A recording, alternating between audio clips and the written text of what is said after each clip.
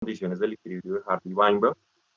Recordemos que ese equilibrio nos dice que no puede haber una selección natural, que debe haber ausencia de mutaciones, que no debe haber flujo de genes, también debe haber una deriva génica estable y todos los aparamentos deben ser al azar. Eso recordando un poquito de la clase anterior.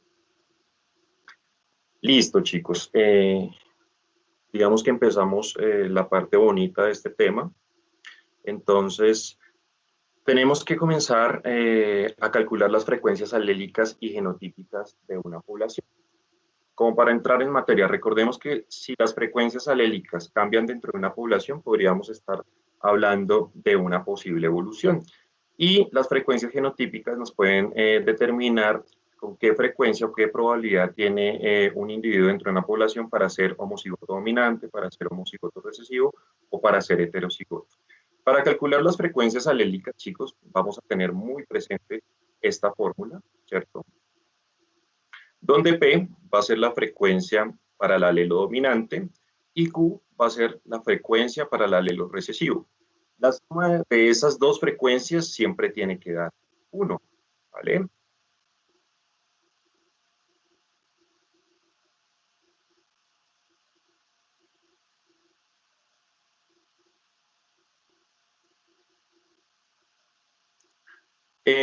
Para las frecuencias genotípicas, nuestra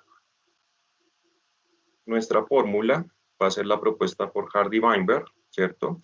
Y tengamos en cuenta que una vez ya tenemos la frecuencia alélica dominante y la frecuencia alélica recesiva, simplemente vamos a reemplazar, ¿cierto? De esta manera podemos afirmar que P al cuadrado nos va a representar la proporción de individuos con genotipo A dominante, es decir, homocigotos dominantes. Permítame un segundito, pongo aquí el láser. Mientras que para la proporción de individuos con genotipo A dominante A recesivo nos va a representar los heterocigotos y lo vamos a calcular 2 por P por Q. Y para Q al cuadrado nos va a representar la proporción de individuos con genotipo A recesivo, ¿cierto? Alelos recesivos, es decir, homocigos recesivos. Es muy importante tener estos datos. Si ya tenemos estos datos, que generalmente nos los dan en el problema, o los podemos calcular de una manera muy sencilla, simplemente reemplazamos, como lo vamos a ver a continuación. Aquí tenemos nuestro primer ejemplo, chicos, que lo encontraban también en su taller, y dice así. En el pool génico de una población hipotética, el 70% de alelos de un gen son A dominante, es decir, un alelo dominante, y 30% son un alelo recesivo. ¿Cómo serían las frecuencias alélicas de esta población? Si partimos de que P más Q debe ser igual a 1, debemos eliminar en primera medida pues estos porcentajes. Me imagino que ustedes desde matemáticas o lo que vimos en octavo ya tendrán un poquito de idea de cómo podemos eliminar esos porcentajes. Básicamente, para sacar nuestras frecuencias alélicas, como ya tenemos el 70%, perdón, ese 70% lo vamos a dividir sobre 100 y nos va a quedar 0,7. De esta manera estaríamos eliminando nuestro porcentaje. Y para Q, que representa los alelos recesivos, perdón que estoy hablando como muy pasito, espérate, me pego un poquito al computador. Qué pena con ustedes. Voy a tratar de hablar un poquito más duro.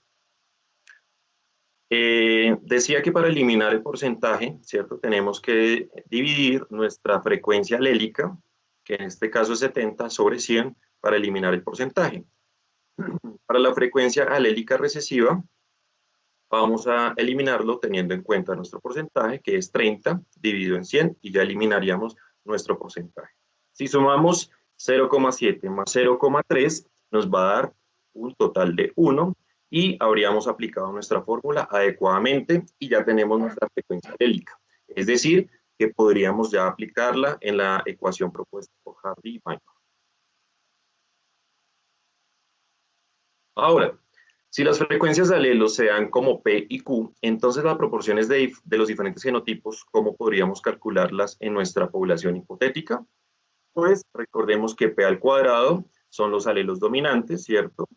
2 por alelo dominante por alelo recesivo más Q, que nos representan los alelos recesivos al cuadrado. ¿Cómo nos quedaría? Nos quedaría ese 0,7 de los alelos dominantes, 0,7 por 0,7 sería igual a 0,49. Y para calcular los heterocigotos, ¿cómo nos quedaría? Tendríamos que aplicar la fórmula que está en este espacio. Entonces, simplemente 2 por 0,7, que nos representa los alelos dominantes, por los alelos recesivos, la frecuencia alélica recesiva, que sería 0,3. Eso sería igual a 0,42. ¿Y cómo calcularíamos las proporciones de los recesivos, de los alelos recesivos, de los homocigotos recesivos? Pues básicamente, como es Q al cuadrado, utilizaríamos la frecuencia alélica recesiva, que es 0,3 por 0,3 igual 0,09. Si ustedes suman, y es importante que de pronto ustedes hagan esa operación, debe dar cercano al 1, pues para comprobar que sus operaciones están correctas. ¿Qué nos representa esto? Básicamente, esto nos representa, perdón por las rayadas, pues no creo que cambie mucho a los garabatos que les hacía en el tablero, pero bueno. Esto nos va a representar el 49%. ¿Qué quiere decir esto?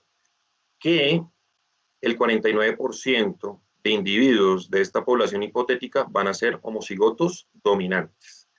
Y esto nos va a representar el 42%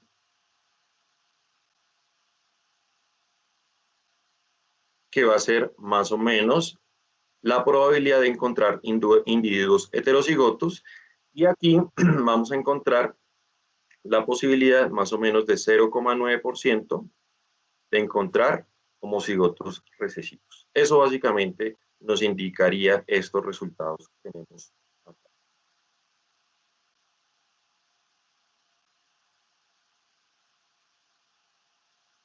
Ejemplo 3. Profe. Sí, señora.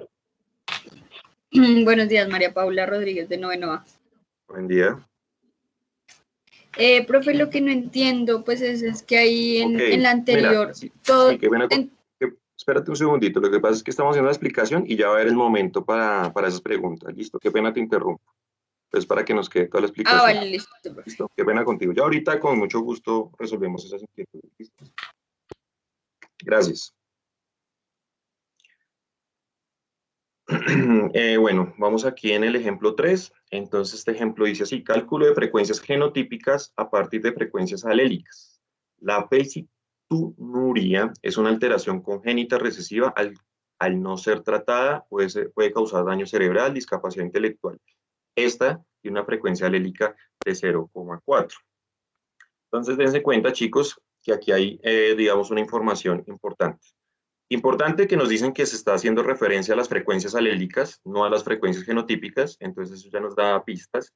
Y también algo importante que está diciendo que es recesiva, ¿cierto?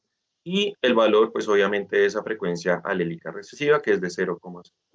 ¿Cómo podríamos plantearlo? Sabemos que digamos la frecuencia recesiva es de 0,04. Entonces nos haría falta calcular lo que es la frecuencia alélica dominante. ¿Cómo podríamos hacerlo? Pues simplemente completando el 1, lo que le hace falta al 0,04 para completar 1, o lo podríamos calcular así: 1 menos 0,04, ¿cierto? Nos da 0,96 y ya tendríamos la frecuencia alélica dominante de esta manera. Esto para que nos quede claro cómo podríamos calcularlo. Simplemente podemos hacer una operación mental o podemos restarle la frecuencia alélica que nos dan, 1 menos esa frecuencia alélica que nos dan, y obtendríamos la frecuencia alélica faltante. Como ya tenemos nuestras frecuencias alélicas, pues ya las podríamos aplicar una vez más a nuestra ecuación propuesta por Hardy-Weinberg. ¿Listo? ¿Qué nos dice aquí? Teniendo la frecuencia alélica dominante, que ya la calculamos, y recesiva, que ya nos la habían dado en el problema, podríamos hallar la frecuencia genotípica de nuestra población y determinar qué porcentaje de individuos padecerían la enfermedad falciturina. ¿Listo? Tendríamos la frecuencia alélica dominante. En este caso aplicaríamos P al cuadrado, que sería 0,6 por 0,96 por 0,96. Eso daría alrededor de 0,92.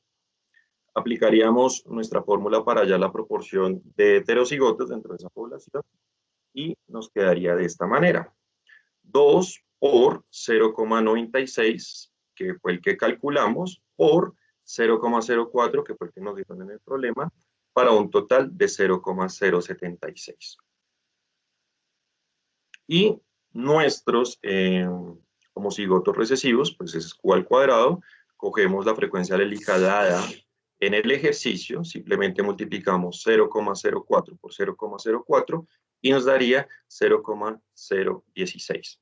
Y convertimos esto en porcentajes, pues vamos a darnos cuenta que esto nos va a representar cerca del 92%. Es decir, que el 92% de esa población no presentaría esta enfermedad recesiva. Tendríamos aquí más o menos el 7,6% de heterocigotos que tampoco presentarían esta enfermedad. Podrían ser portadores, pero recuerden que el alelo dominante predomina sobre el recesivo. Estos serían portadores, puede ser, pero no padecerían la enfermedad, mientras que solo menos del 1%, más o menos el 0,16% de la población padecería esta enfermedad. Esa sería la probabilidad y digamos que esta sería como la interpretación de los datos a nivel de porcentaje y podríamos ya acercarnos como a un análisis como tal.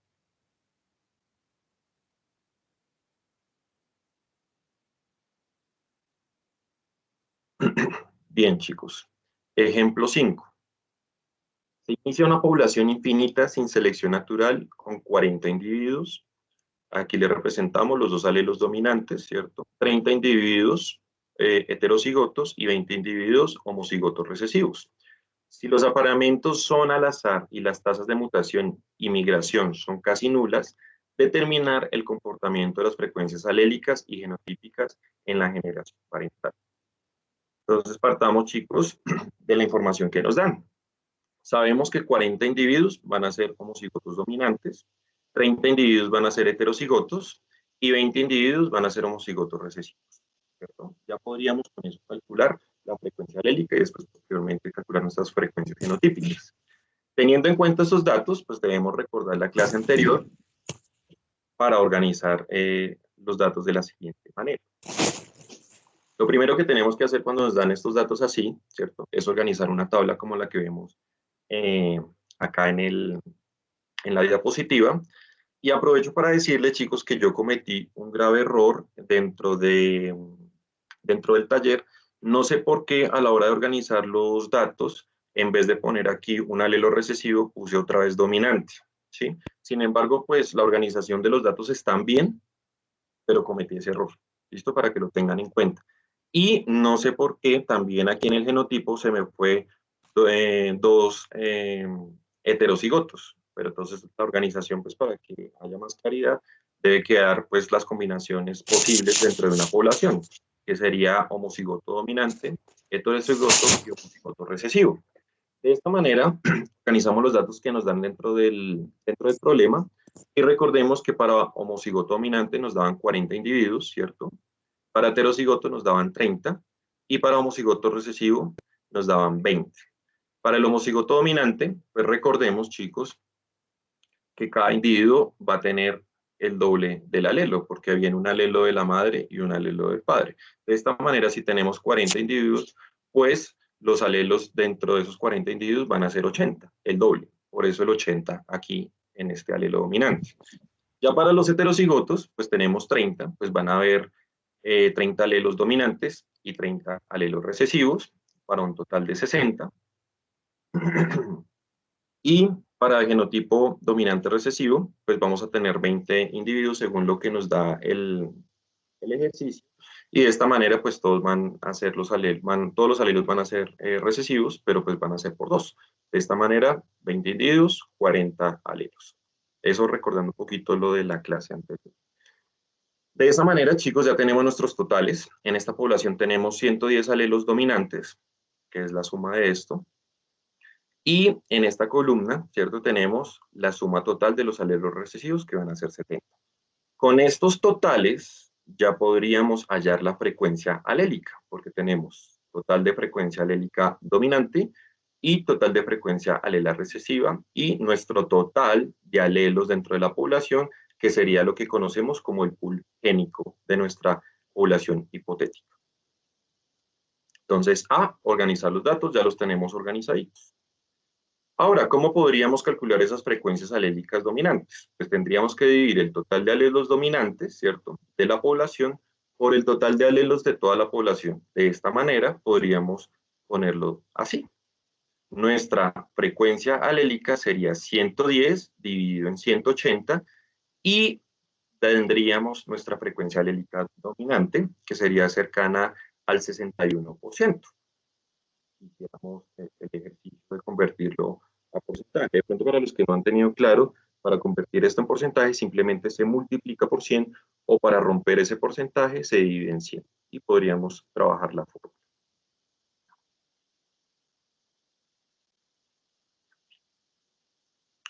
Para las frecuencias alélicas recesivas, pues hacemos lo mismo, pero tenemos en cuenta el total de los alelos recesivos. De esta manera tendríamos que dividir el total de los alelos recesivos de la población por el total de toda la población. De esta manera plantearíamos el siguiente ejercicio.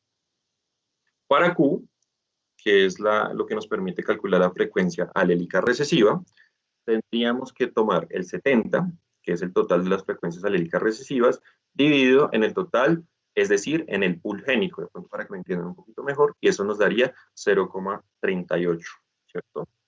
Si lo convirtiéramos en porcentaje, pues tendríamos que el 38%, más o menos, no, el 39%, sería cercano a la frecuencia alélica recesiva. Y el restante, pues sería la frecuencia alélica dominante. Vuelvo y les digo, si ya tenemos las frecuencias alélicas recesivas y dominantes, es muy fácil aplicar nuestro principio de Hardy-Weinberg.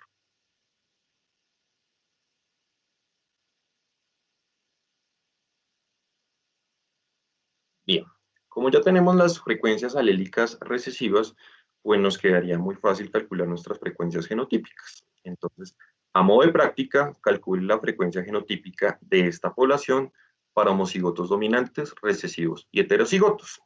Esto estaba dentro de su taller. Entonces, en estos momentos, le voy a pedir el favor a Luzmita que de pronto el que quiera participar y que haya hecho el ejercicio, por favor, levante la manito o manifieste su intención de participar para que la profe Luz Marina le dé la palabra y vaya sumando puntos positivos. Entonces, te escucho, Luzmita, si ya comienzan a... Bueno, Alejito, no, hasta el momento no hay preguntas, pues si quieres seguir, no sé, con la pregunta de la chica que había intervenido en el momento de la explicación. Okay. Yo les escribí 2 mensajitos donde les dije que pidiéramos la palabra para hacer las preguntas y las dudas. Entonces, Señora. pues estoy acá dispuesta a esperar esas participación de los chicos. Ok. Entonces, chicos, los que quieran participar, por favor, manifestar en el chat. Y los que tengan preguntas, pues también podemos ir avanzando en esas preguntas. Entonces, escucho a la niña que quería participar con la pregunta. Sí, profe. Sí, Pues es que señora. tengo 2 preguntas. Sí, señora. La primera es, pues, porque, el P2, el más 2, PQ y eso también tiene que dar 1, o sea, todas tienen que dar 1. Sí, señora. Sí, todas tienen que dar 1 y cuando tú sumes tus resultados, tiene que dar cercano al 1 y eso te indica que está bien la operación. Es la manera como de comprobar. Ok, si da más de 1, está mal la Depende. la respuesta, ¿sí? Depende porque puede ser algunos decimales de pronto que metiste de más. Por ejemplo, ¿cuánto te dio a ti? No lo he hecho. Bueno, voy a dar 2 minuticos para que por favor hagan este ejercicio a partir de la explicación y vayan poniendo los resultados pues, para la participación y para los puntos positivos. 2 minuticos nomás. Alejito, pues no Profe. sé, hay una pregunta de Pilu Jorge, @hotmail, Sí, señora. y él está diciendo, profe, pues es algo como complementario a lo que la chica está hablando. Entonces dice, profe, Sí. ¿siempre tiene que dar 1 exacto o también puede dar 1.1? Pues ese 1.1 o ese punto 1 mejor fue porque metió unos decimales de más, pero pues diría que la operación a nivel general, el procedimiento está bien.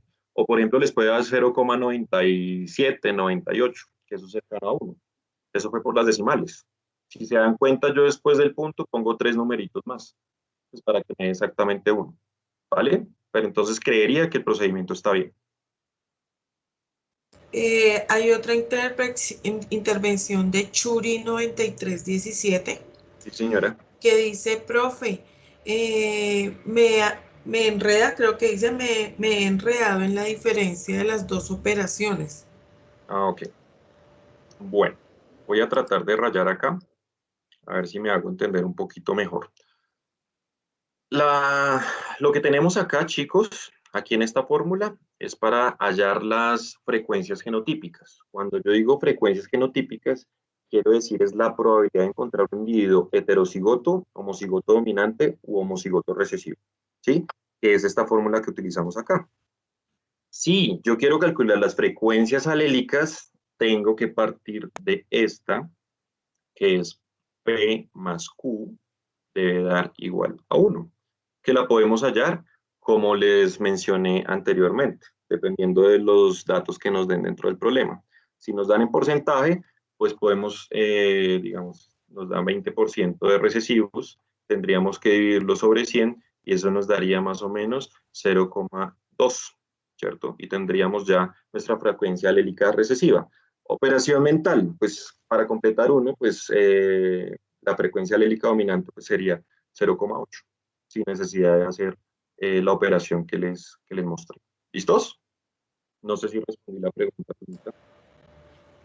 Alejito, hay otra pregunta de Gillian Leal Sánchez. Sí, señor. Dice, profe, ¿podría hacer una explicación muy rápida nuevamente sobre el cuadro de organización de los datos? Ok.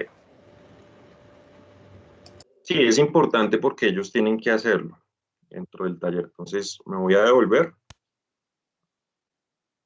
Entonces, la organización de datos. Bueno, chicos, dentro del genotipo, a ver si me hago entender un poquito mejor. Dentro del genotipo vamos a poner las posibles combinaciones de alelos. ¿Cuáles son las posibles combinaciones de alelos dentro de una población? Pues AA, que son los alelos dominantes, A dominante con A recesivo y A recesivo con A recesivo, que representa los homocigotos recesivos de una población. Esas son las tres posibles combinaciones, ¿cierto? Y eso nos lo dan en el ejercicio. De hecho, el taller que tienen uno de los ejercicios que tienen que entregarme, pues básicamente es lo mismo, simplemente pues cambian los valores. Este dato de los 40 alelos para los homocigotos dominantes, pues nos lo dan en el ejercicio. Este dato nos lo dan para los heterocigotos y este dato en el ejercicio nos lo dan para los homocigotos recesivos. Recuerden que dentro de su material genético, en algunas características, vienen dos alternativas de un gen, una de su padre y una de su madre. En algunos casos usted puede ser homocigoto dominante, ejemplo, ¿no? Esto es un ejemplo porque no aplica siempre. Puede ser homocigoto dominante para ojos cafés, pero puede haber otra persona que puede ser heterocigoto en la misma característica, en este orden de ideas, tendría los ojos cafés, pero es portador de un alelo recesivo, digamos, para ojos claros. Dada la combinación, de pronto sus hijos pueden salir homocigotos recesivos porque dio la casualidad de que usted se cruzó con una hembra que también portaba ese alelo recesivo y le permitió que sus hijos sean de ojos claros. Esta sería la manera de organizar pues, para los individuos. Como ya les expliqué, dentro de sus genes vienen dos alternativas, una que se expresa y una que queda guardada en algunas características, no en todas las características, por eso vimos las leyes no mendelianas, ¿se acuerdan? Hay algunas que se aplican y hay unas que no. De esta manera, si tenemos 40 individuos, quiere decir que estos van a tener 80 alelos, y son los 80 alelos que tenemos acá. Si nos dan 30 individuos para heterocigotos, pues van a tener 30 alelos dominantes y 30 alelos recesivos, porque es el doble, porque tienen dos alternativas. Y si son homocigotos recesivos, pues va a ser el doble. Tenemos 20 individuos, en realidad van a tener 40 alelos para un total de 40 alelos, y el pool génico de esta población hipotética será de 180 para la característica que sea. Los alelos dominantes, pues simplemente sumamos 110 y 70 y ya podríamos sacar las frecuencias alélicas. ¿Cómo las hallaríamos? De pronto, para tener más claridad, pues teniendo el total de 110, dividimos sobre 180 y 70 para las frecuencias recesivas, 70 sobre 180, y obtendríamos nuestras frecuencias alélicas, que las podríamos aplicar dentro del principio Hardy-Weinberg. No sé si haya claridad, Luzmita, o hayan más inquietudes. Gracias, profe. Ahora sí entendí lo del cuadro de organización de datos. Ok, me alegra, Gillian. ¿Alguna otra pregunta? Alejito, hay una pregunta, creo que es la solución al problema que planteaste de frecuencias genotípicas. ¿Esta? Sí, entonces dice Sofinata es Brindis y Fuentes. Okay. Entonces dice, profesor, a mí me dio en alelos dominantes A, sí. 37%. Okay. En dominante recesivo, A mayúscula, A minúscula, 15%. Y en recesivos, A minúscula, 47%. Ok, bueno, digamos, esta te quedó bien, la de los alelos dominantes, la de los homocigotos dominantes te quedó bien. Y tuvo, creo que, una dificultad aquí en los heterocigotos, según lo que me mencionas. Sí, Igual a te ella voy a le poner... dio, en heterocigotos le dio 15%. La hizo como al revés, Sí, porque mira, señor. U al cuadrado representa los homocigotos recesivos, que sería 0,38 por 0,38, y eso le da cercano al 15%. Pero, pues para calcular la proporción de heterocigotos dentro de esta población tendríamos que multiplicar 2 por 0,61, que eso es la frecuencia alélica dominante por la frecuencia alélica recesiva, y ahí sí obtendríamos el porcentaje para los heterocigotos, que es cercano al 47%. Sin embargo, pues le voy a poner un punto positivo a Cifuentes. ¿Listo? Bueno, hay otra pregunta que dice, profe, la hace Churi 9317. Sí, señora. Dice, ¿cuál es la diferencia de situaciones de uso para la frecuencia alélica y frecuencia genotípica en un problema? Ok, listo, Churi. Muy buena pregunta. Y digamos que en este caso, pues ustedes ya deberían tener claro eso. Recuerden que si usted es un biólogo, ¿cierto? Y calcula la frecuencia alélica dentro de una población hipotética, y usted se da cuenta que esas frecuencias alélicas van cambiando de tiempo en tiempo, digamos, tiene un estudio de 10 años y se da cuenta que esas frecuencias alélicas van cambiando, usted podría estar hablando de evolución, ¿cierto? Aquí les resuelvo la pregunta básicamente la mitad. Lo que ustedes tienen que plantearme es unas hipótesis de qué factores evolutivos pueden estar incidiendo en esa población. ¿Listo? Mientras que lo otro simplemente es para calcular las proporciones de heterocigotos, la probabilidad de encontrar un heterocigoto dentro de esa población, la probabilidad de encontrar un homocigoto recesivo en esa población y la probabilidad de encontrar un homocigoto dominante dentro de esta población. ¿Qué quiere decir esto?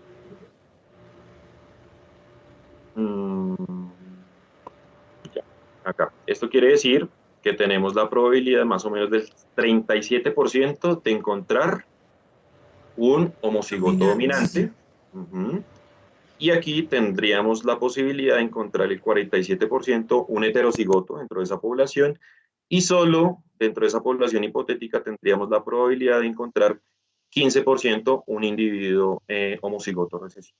¿Listos? Si ustedes se dan cuenta, hablando de otra vez de frecuencias alélicas, no de frecuencias genotípicas, que esos alelos van cambiando a lo largo del tiempo, debe haber algunos factores evolutivos que están incidiendo para la evolución de esa población. Recuerden que la evolución se centra en una población, ¿vale? ¿Listo? No sé si haya más. Alejito, pues aquí Britney te aclara que sí, que efectivamente lo hizo bien, pero pues que lo copió mal ahorita en la respuesta en el chat. Ok. Pero que está bien, que lo tiene muy Listo. bien en el cuaderno. Listo, perfecto. Hay un chico, no sé si es un chico o una chica, se llama Júcar Ogara,